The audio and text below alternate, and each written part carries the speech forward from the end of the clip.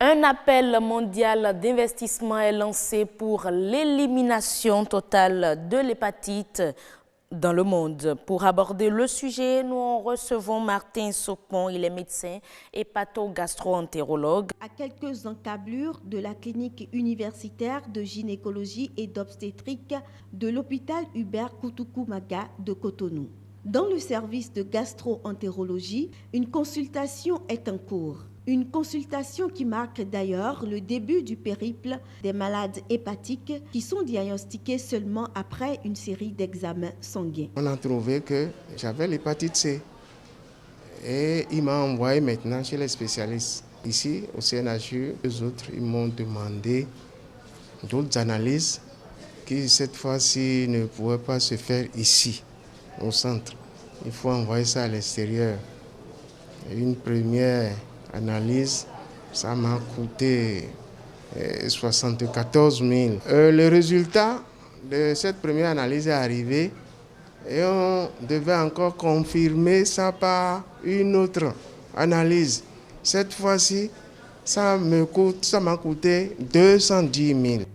Selon une étude effectuée chez les donneurs de sang en 2013 au Bénin, 1 400 000 Béninois souffrent invariablement de l'hépatite B ou de l'hépatite C. L'hépatite B touche environ 10% de la population béninoise, soit environ 1 million de Béninois. L'hépatite C, quant à elle, concerne environ 4% de la population béninoise, ce qui fait 400 000 personnes, soit au total 1 400 000 personnes atteintes des hépatites virales B et C au Bénin. Je ne parle pas trop des hépatites A et E qui, elles, ne constituent pas véritablement de problèmes de santé publique et donc ne sont pas préoccupantes chez nous. Les plus importants, c'est les hépatites B et C. Mais si un traitement efficace existe pour l'hépatite C, les malades de l'hépatite B après diagnostic ne sont pas traités systématiquement. Ce qu'on traite, le traitement est disponible et coûte environ 6 000 francs le mois, mais c'est un traitement pratiquement, on va dire, pour une durée indéterminée, un peu comme on prend le traitement pour le VIH, mais c'est un seul comprimé par jour. Et ça revient à 6 000 francs le mois pour une durée indéterminée. Sous le traitement, on suit les malades, on refait de temps en temps des charges virales pour voir si ça reste indétectable. Mais ce traitement contrôle la maladie, empêche ou réduit franchement le risque d'évolution vers les complications que sont la cirrhose et le cancer du foie. Le traitement de l'hépatite C, quant à lui, reste onéreux, environ 1 200 000 francs CFA pour 3 mois de traitement. Une situation qui justifie le plus souvent l'évolution vers des complications mortelles. Quand j'ai commencé le traitement, je me suis vue soulagée. 1 mois après, la fatigue là est partie. Je mangeais. Avant, si tu manges, il faut que je m'efforce à rejeter la nuit avant de pouvoir me dormir. Donc j'ai commencé à bien manger. Donc j'ai pu terminer les 3 mois et là où je suis, maintenant je marche. Je marche bien. Je suis en forme. Les malades sont aussi sujets à la marginalisation ou à des licenciements abusifs, même si tout ceci est sévèrement puni par la loi. Yasmine Damanta, bonsoir. Bonsoir, Rose Danondé. Avec vous, on parle de l'élimination de l'hépatite au Bénin précisément. Oui, de l'élimination de l'hépatite au Bénin. Et pour en parler avec nous, nous avons le docteur Sopon. Martin Sopon, il est hépato-entérologue. Gastro-entérologue. Oui, gastro-entérologue, vous allez y arriver. Alors, comment allez-vous, docteur? Très bien, madame la journaliste. D'accord, un plaisir de vous retrouver sur le plateau du Grand Rendez-vous pour aborder ce sujet vraiment important, très important si on sait qu'environ 400 000 Béninois souffrent de l'hépatite C ou B. 1 400 000, donc 1 million pour l'hépatite B et 400 000 pour l'hépatite C. C'est quand même important. Vraiment important au point de demander pourquoi une telle situation, pourquoi autant de Béninois souffrent de l'hépatite. Alors, je vous remercie pour la question. Je profite de votre plateau pour saluer tous les téléspectateurs qui nous suivent en ce moment. Les hépatites ont été pour longtemps des maladies négligées.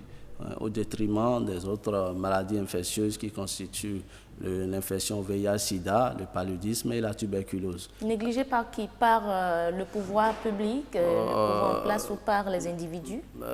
Négligé dans les deux sens, c'est-à-dire le pouvoir public et même les individus. Alors, le pouvoir public, parce qu'une étude réalisée par l'OMS, surtout chez nous, de 2000 à 2015, a montré que la courbe de mortalité des autres maladies endémiques, que ce soit pour le paludisme ou l'HIV ou bien pour la tuberculose, c'est en pleine régression, alors que la courbe de mortalité liée aux hépatites est en pleine ascension linéaire. Et c'est ça qui a veillé l'attention. Il faut dire qu'au plan mondial, 1,34 million de décès par an sont dus aux hépatites virales. Oui, sont dus aux hépatites virales. Alors, la population, simplement, ce n'est pas de leur faute, parce que c'est des tueurs silencieux. Ces maladies, sur le plan clinique, il n'y a pas vraiment de symptômes. Donc les gens, ils sont porteurs, mais ils s'ignorent. Ils s'ignorent. Voilà. Mais ils s'ignorent, mais dans le monde déjà, l'OMS affirme qu'il y a 328 millions qui ont chaque année l'hépatite B et l'hépatite B et C. Mais comment, que faire alors pour réduire déjà cette... Bon, est-ce qu'on va dire cette invasion dans le monde? Parce que je me dis que c'est une invasion de l'hépatite. Parce qu'autant de malades chaque année, comment on fait pour réduire ce taux de mortalité? Oui, effectivement, quand on prend les données de l'OMS de 2017, effectivement, 328 millions sont porteurs chroniques de ces virus de par le monde, dont 257 millions pour le virus de l'hépatite B et 71 millions pour le virus de l'hépatite C. Mais moi, je me pose toujours la question, pourquoi il y a... Le B et le C plus en... L'hépatite B est toujours en forte expansion que l'hépatite C. Oui, l'hépatite B, il faut dire que la répartition géographique de ces infections virales de par le monde est vraiment inégale. Ce n'est pas les mêmes taux de prévalence quand on voit la répartition géographique. Alors, si je dois faire un petit résumé de cette répartition, surtout par rapport à l'hépatite B, il faut dire que les zones de forte prévalence au plan mondial concernent l'Afrique. Et pas toute l'Afrique, surtout l'Afrique subsaharienne. L'Afrique subsaharienne, le Bénin fait bien partie de cette zone. Oui. Donc, c'est des zones où la prévalence dépasse les 8%. Et chez nous, la prévalence, selon une étude faite, et même pas en population générale, c'est fait uniquement chez les donneurs de sang, et qui montre qu'on a une prévalence de 9,9%. Vous voyez que c'est au-delà des 8%. Alors, il faut dire que les gens ont été infectés comment? La majorité de nos populations ont été contaminées dans la petite enfance. Oui, de façon verticale, c'est-à-dire que vous avez votre mère qui a le virus et qui vous le transmet pendant la naissance ou l'accouchement. Donc longtemps, on n'a pas su que le virus se transmettait de cette manière. Aujourd'hui, on a eu l'information et l'attitude qui consiste à dépister toutes les femmes qui vont en consultation prénatale à partir du 2e trimestre, donc, et les sages-femmes et les gynécologues sont sensibilisés par rapport à cela. Dépistage obligatoire dans le bilan prénatal des hépatites virales B et C chez les femmes. Et donc, à la naissance, quand vous êtes dépisté positif, dans les 12 premières heures de naissance, on vaccine votre bébé contre le virus de l'hépatite B. Ce qui fait que vous ne courez plus le risque d'être contaminé par ce virus. Vous êtes protégé. Alors que quand on regarde le virus C, le Bénin, bon, ce n'est pas moins bien reluisant, mais on n'a pas de fort taux de prévalence. Quand on regarde l'Afrique, c'est beaucoup plus l'Afrique du Nord qui est concernée par le virus de l'hépatite C, notamment l'Égypte, le Maroc, la Tunisie. C'est pour ça que chez nous, c'est autour de 4,12% la prévalence due à l'hépatite C. C'est déjà louable. Mais bon, il faut avoir peur, mais c'est déjà louable. Moi, je me dis... on a eu un peu l'information comment on arrive à avoir ce taux élevé au niveau de l'hépatite B, mais de l'hépatite C, c'est l'alimentation qui est la cause. Qu'est-ce qui est la cause? Vous voulez parler des modes de contamination. Bon, alors... vu que ça sévit le plus dans le Nord. On est plus rentré vif dans le sujet. Il faut dire que quand on dit hépatite virale, je tiens à définir quelques concepts. Quand on dit hépatite virale, au fait, c'est toute inflammation du foie due au virus qui n'affecte que le foie. C'est pour ça qu'on les qualifie d'hépatite virale. Il y a d'autres virus qui atteignent le foie, il atteignent d'autres virus. On ne va pas dire hépatite virale, on va dire hépatite A virus. C'est-à-dire ces virus, en dehors du foie, ils atteignent peut-être le rein ou le cœur. Mais le terme d'hépatite virale est réservé uniquement aux virus qui ont ce qu'on appelle un hépatotropisme dominant. Donc, ils ont une affinité que pour le foie. Donc, ils affectent que le foie. Et là, on en dénombre 5. de A à E. Ça a été dénommé de façon chronologique dans l'ordre de leur découverte par les lettres de l'alphabet français. C'est pour ça qu'on les dénomme A, B, C, D et E. C'est le B et le C qui font plus sur... Alors, parmi ces 5 virus, on se préoccupe de 2 principalement, la B et la C, plus ou moins le virus Delta, simplement parce que ces 2 virus ont la probabilité, la possibilité d'engendrer une infection chronique, c'est-à-dire que vous portez l'infection et le virus qui va durer au-delà de 6 mois. Quand vous faites une infection qui ne excède pas les 6 mois, c'est une infection aiguë. Alors que la B et la C, vous pouvez porter l'infection qui va durer au-delà de 6 mois et donc ça va vous exposer aux complications qui sont notamment la cirrhose et le cancer. Alors, pour revenir au mode de contamination, il faut dire que la A et la E, ils partagent le même mode de contamination. C'est-à-dire que c'est orofécal, donc vous avez mangé de l'aliment contaminé ou vous avez bu de la boisson, de l'eau ou de liquide qui est contaminé par ces virus. Vous allez faire vos besoins, vous ne prenez pas beaucoup de mesures d'hygiène et vous avez le virus et vous mangez là, vous allez être contaminé. Donc, renforcer les mesures d'hygiène. Je tiens à préciser que, comme l'a dit mon collègue dans le reportage, l'hépatite A et E n'est pas un problème de santé publique chez nous. Parce que concentrons-nous alors sur l'hépatite B et C. Autant que nous sommes sur ce plateau, on a été tous au contact du virus A, surtout dans notre enfance. Et quand on est au contact de ça, vous fabriquez les anticorps et vous êtes immunisé. Vous faites la guérison hépatite A aiguë et vous êtes immunisé. Vous fabriquez les anticorps. Donc, ce n'est plus la peine d'encourager la vaccination contre l'hépatite A. Maintenant, les autres virus, la B et le Delta, il faut dire que le virus Delta, vous ne faites pas d'infection au virus Delta si vous n'êtes pas infecté par le virus B. Parce que le virus Delta, D pour dire virus défectif, c'est un virus qui emprunte l'enveloppe du virus B pour pouvoir s'extérioriser. Donc, il ne sert à rien d'aller rechercher une infection au virus Delta si la personne n'a pas au préalable une infection à l'hépatite B. Et donc, l'hépatite B et l'hépatite Delta... celui qui a fait peut-être l'hépatite B est prédisposé ou à faire le virus Delta. Il faut rechercher effectivement dans les co-infections, il faut aller rechercher le Delta, c'est ce sujet. Donc, les deux là partagent le même mode de contamination. Comme je l'ai dit en introduction, c'est beaucoup plus de façon parentérale, donc pendant la petite enfance, en période périnatale, de façon verticale de la mère à l'enfant, et puis après de façon horizontale avec les enfants vivant sous le même toit.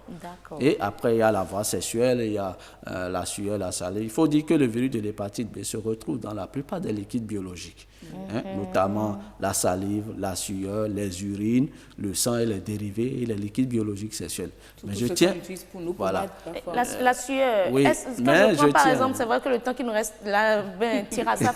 Est-ce à dire que lorsqu'on prend les troncs communs, ceux qui sont dans les bus, qui sont en manche-courte ou même sans manche, quand votre sueur touche le bon, c'est pareil, on est contaminé. Non, effectivement, il faut qu'on précise les choses. C'est vrai que le virus se trouve dans ces liquides biologiques qu'on vient de citer, mais la contamination par ces voies est exceptionnelle. C'est exceptionnel. Si ce n'est pas la sueur, c'est beaucoup plus contact, des sujets contacts qui a des effractions cutanées. Si vous n'avez pas des effractions cutanées et la sueur se projette dedans, vous ne risquez pas. Il faut dire que si vous êtes contaminé à l'âge adulte par cette voie, là, vous avez 80% de chances de faire une hépatite aiguë qui va se guérir spontanément. La salive, c'est pareil. Si vous n'avez pas de lésions muqueuses, mucales, ce n'est pas la peine de courir le risque. Vous pouvez manger dans les mêmes assiettes, dans les mêmes plats avec celui qui a l'hépatite, dormir dans le même lit sans être infecté par ces voies-là. Oui, pour une dernière question heureuse, dites-nous, docteur, est-ce que réellement le thème gardé pour cette année, investir dans l'élimination de l'hépatite, est-ce que ce soit réel au Bénin? Est-ce que le Bénin va y arriver? Est-ce qu'on pourra réellement investir pour une élimination de l'hépatite au Bénin? Oui, effectivement, on pourra y arriver parce que là déjà... En quoi faisant concrètement? Oui, c'est déjà, je dis que tout le Béninois que nous sommes constitue un sujet à risque parce qu'on est dans une zone de forte prévalence. Donc, il faut encourager le dépistage.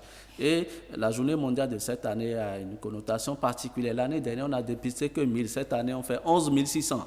Donc, on augmente et les années à venir, c'est qu'on augmente davantage le dépistage. Une chose est de dépister, l'autre chose derrière, c'est d'aller vers la vaccination pour ceux qui sont négatifs et pour ceux qui sont positifs, c'est déjà de les prendre en charge, donc de les aider avec le programme national de lutte contre les hépatites à réaliser le bilan pré-thérapeutique, à pouvoir les traiter. Donc, ce faisant, on traite ceux qui sont infectés, on vaccine ceux qui sont négatifs pour éviter de nouvelles contaminations et les femmes enceintes sont dépistées, on vaccine leur bébé à la naissance pour qu'il soit infecté comme ça. Donc, on arrive à rompre cette chaîne de contamination et à l'horizon 2030, c'est de pouvoir finir avec ces infections chroniques chez nous. Amen. Amen.